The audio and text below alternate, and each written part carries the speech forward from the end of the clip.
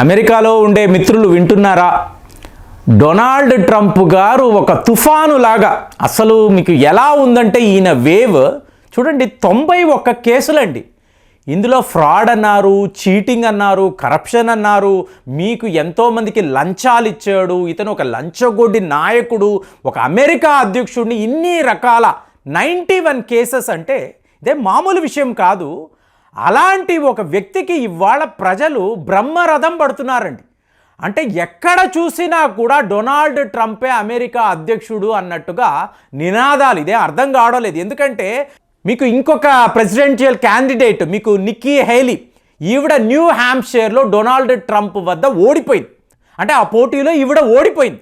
అంటే ఆల్రెడీ వివేక్ రామస్వామి ఈయన తప్పుకున్నాడు. ఇవాళ నిక్కీ హేలీ మాత్రం డొనాల్డ్ ట్రంప్ని ఎదిరిస్తున్నాను అంటున్నారు. ఈవిడ కూడా న్యూ హ్యాంప్షైర్లో ఓడిపోవడంతో ఇవాళ డొనాల్డ్ ట్రంప్ యొక్క నామినేషన్ 100% ఖరారయ్యిందని చెప్పాలి.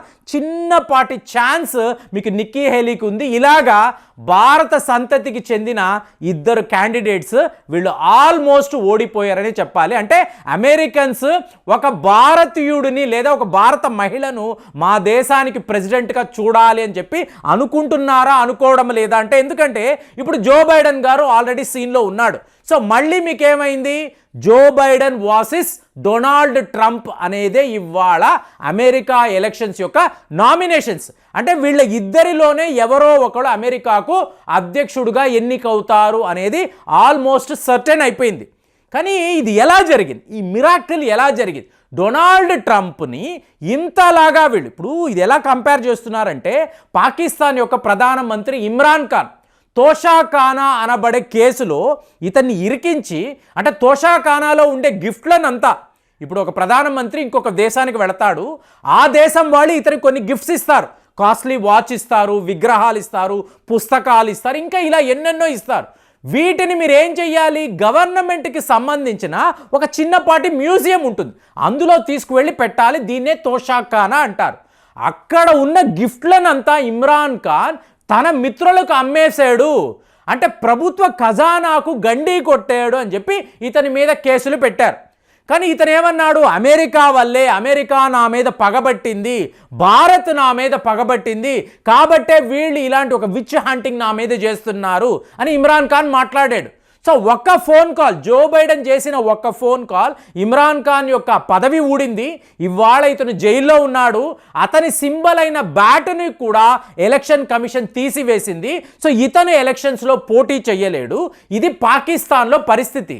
మరి అమెరికాలో మీరు చూశారనుకోండి, డొనాల్డ్ ట్రంప్ గారి మీద 91 కేసులు ఉండి కూడా మళ్ళీ ఇతనే అమెరికా అధ్యక్షుడు అవ్వగలడు అని చెప్పి ఇవాళ ప్రిడిక్షన్స్ అండి. మరి ఇలాంటి ఒక మిరాకిల్ ఎలా జరిగి ఉంటుందని మీరు ఊహించారనుకోండి, ఎన్నో ఫ్యాక్టర్స్.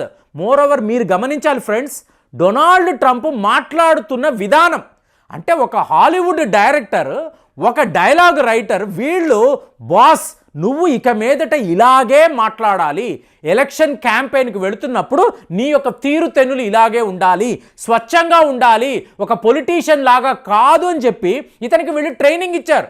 దాన్ని బట్టి మీరు చూసారు అనుకోండి, మీకు పాయింట్ బై పాయింట్ అతను ఎలా మాట్లాడుతున్నాడో మీరు ఒకసారి గమనించండి. మీకు ఇతను గెలవడానికి నంబర్ 1 ఒక విషయం అండి, అమెరికాలో నాయకులు అనేవాళ్ళు లేరండి. అంటే దేశము బలహీన పడిపోయింది. ఇవాళ చచ్చినట్టు జో బైడెన్కే ఓట్లు వెయ్యాలా అంటే ఒకే ఒక మాట అంటున్నాడండి, నేను అధ్యక్షుడిని అయితే ఈ యుద్ధాలను ఆపేస్తాను. రష్యా అనబడే దేశము మన మిత్ర దేశము, వ్లాదిమిర్ పుతిన్ నా బెస్ట్ ఫ్రెండ్, ఆయనతో మాట్లాడి యుద్ధాన్ని నేను ఆపగలను, ఇజ్రాయెల్లో కూడా జరుగుతున్న యుద్ధాన్ని నేను ఆపేయగలను. ఎలా ఆపుతాడనే తర్వాత, కానీ ఈ యుద్ధాల వల్ల ఎవరికి ఎటువంటి ఉపయోగం లేదు. ఇదంతా కూడా జో బైడెన్ చేస్తున్న కుట్ర. అంటే ఇప్పుడు ఇది ఎలా చెప్తున్నారు, రష్యా యుక్రెయిన్ యుద్ధము అన్నారనుకోండి, హంటర్ బైడెన్ అని చెప్పి జో బైడెన్ వాళ్ళ కుమారుడు. సో ఇతనికి ఎన్నో బయో ల్యాబ్స్ యుక్రెయిన్లో ఉన్నాయి, కాబట్టి అతనికి ఇంతంత డబ్బు కావాలి, జెలెన్స్కీకి కావలసిన డబ్బులు ఈ విధంగా జో బైడెన్ ఇప్పిస్తున్నాడు అని చెప్పి మీకు అతని మీద ఒక ఎలిగేషన్ ఉంది. అలాంటప్పుడు జో బైడెన్ వల్లే యుద్ధాలు, మీకు అది యుక్రెయిన్ రష్యా యుద్ధం అనండి, ఇజ్రాయెల్ హమాస్ యుద్ధం అనండి, జో బైడెనే చేయించాడు. ఇది అమెరికా ప్రజల్లో కూడా బాగా స్ప్రెడ్ అయిపోయిందండి. కాబట్టి ఇతను ఒక యుద్ధ పిపాసి, ఇతను అమెరికా అధ్యక్షుడిగా ఉండకూడదు. ఇది డొనాల్డ్ ట్రంప్ మాట్లాడుతున్న ఫస్ట్ విషయం. రెండవది, అమెరికా అనేది ప్రపంచంలో ఒక గ్రేటెస్ట్ కంట్రీ. అంటే అమెరికా అన్నప్పుడు నాలో ఉండే గర్వము ఇవాళ జో బైడెన్ వల్ల పోయింది. అమెరికా అంటేనే అందరూ నవ్వుకుంటున్నారు, సిగ్గుచేటు అని చెప్తున్నారు, షేమ్ ఆన్ యూ అని అంటున్నారు. ఇలాంటి ఒక పరిస్థితి జో బైడెన్ కలిగించాడు. కాబట్టి ఇతనా మన అధ్యక్షుడు ఉండకూడదు. మూడవది చూసారు, ఎటువంటి ఆల్టర్నేటివ్ లేదండి. ఐదర్ మీరు జో బైడెన్ ఆరు మీరు డొనాల్డ్ ట్రంప్నే ఎంచుకోవాలి. ఇందులో మీరు చూశారనుకోండి, ఇంతంత పెద్ద యుద్ధాలు చేసి ఎంతోమంది అమెరికన్స్ సైనికుల ప్రాణాలను తీసిన జో బైడెన్కి ఓటేస్తారా? యుద్ధాలే వద్దు, మన పిల్లలండి వాళ్ళు. యుద్ధము చేస్తున్న వాళ్ళందరూ ఎవరు? మన పిల్లలు. సో ఆ యుద్ధాన్ని ఆపి మన పిల్లల్ని మళ్ళీ అమెరికా తెచ్చుకుందాము, వాళ్ళు వాళ్ళ ఫ్యామిలీస్తో హ్యాపీగా ఉండాలి కదా అని చెప్పి డొనాల్డ్ ట్రంప్ మాట్లాడడము మీకు అమెరికా ప్రజల మధ్య విపరీతమైన క్రేజ్ అండి.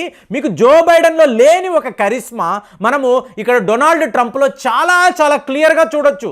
అంటే జైలుకు వెళ్ళిన ఒక పూర్వ అధ్యక్షుడు మళ్ళీ మీకు రణరంగంలోకి రావడము, మళ్ళీ ఎలక్షన్ క్యాంపెయిన్లో ఉండడము, తన సొంత పార్టీ క్యాండిడేట్స్ను ఓడించడము, అందులో నిక్కీ హేలీ లాంటి ఒక పవర్ఫుల్ మహిళ, ఆవిడకి విపరీతమైన ఫాలోయింగ్ ఉంది.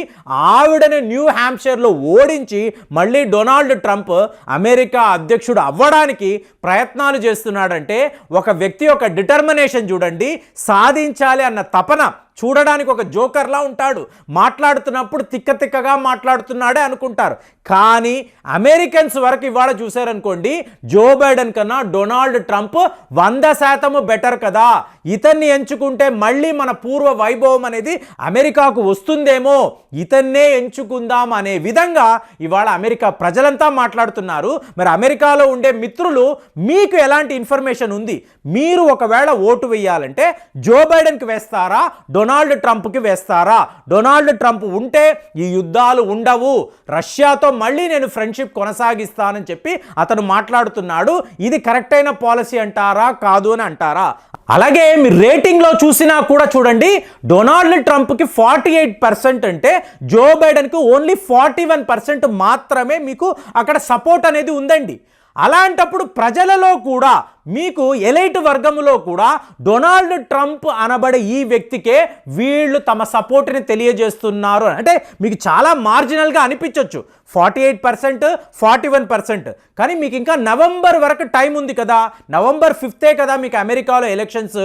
ఇంతలో మీకు ఒకవేళ జో బైడెన్ ఏమైనా మిరాకిల్ చేస్తే, అలాగే డొనాల్డ్ ట్రంప్ కూడా ఇంకొక రకమైన మిరాకిల్ చేస్తే మీకు రష్యాలో యుద్ధము ఆగిపోయి మీకు వ్లాదిమిర్ పుతిన్ కూడా డొనాల్డ్ ట్రంప్ అధ్యక్షుడు అయితే అమెరికాలో పరిస్థితులు బాగుంటాయి, మాకు కూడా మంచి ఫ్రెండ్షిప్ ఉంటుంది, మేము మళ్ళీ ఆయిల్స్ గ్యాస్ సప్లై అంతా కూడా పునరుద్ధరిస్తాము అని చెప్పి మీకు వ్లాదిమిర్ పుతిన్ కూడా ఒక మాట ఇలా అంటే ఇది జరిగే పరిస్థితి లేదండి. కానీ డొనాల్డ్ ట్రంప్ మాత్రం చాలా చాలా హోప్ఫుల్గా ఉన్నాడు. మిడిల్ ఈస్ట్లో మీరు చూసారనుకోండి, జో బైడెన్ చేసిన పనులు టోటల్గా ఇస్లాం మతానికే వ్యతిరేకంగా ఉంది. అతను ఇజ్రాయెల్ని ఆపలేకపోతున్నాడు. మీకు అలాగే అరబ్ దేశాలంతా కూడా ఇవాళ జో బైడెన్ మీద చాలా చాలా కోపంగా ఉన్నారు. ఈ టైంలో ఈ ఇస్లాంలో ఉండే ముస్లిం ఓట్లు అంతా కూడా డొనాల్డ్ ట్రంప్కి అనుకూలంగా పడితే మీకు 100% డొనాల్డ్ ట్రంపే. అంటే ఒక తుఫాను లాగా దూసుకొచ్చాడు. ఎక్కడికెక్కడ ప్రజలు బ్రహ్మరథం పడుతున్నారు, ఇతన్నే గెలిపించాలన్నట్టుగా ఒక వేవ్ అయితే నేనైతే చూస్తున్నాను ఈ ఇంటర్వ్యూలో. మరి అమెరికాలో ఉండే మిత్రులు మీరు ఎవరికి ఓటేస్తారు? జో బైడెన్ ఏంటి, డొనాల్డ్ ట్రంప్ ఏంటి? ఒక్కసారి మీ విశ్లేషణ ఎలా ఉందో తెలియజేయండి. మళ్ళీ వచ్చే వీడియోలో కలుద్దాం. జై హింద్.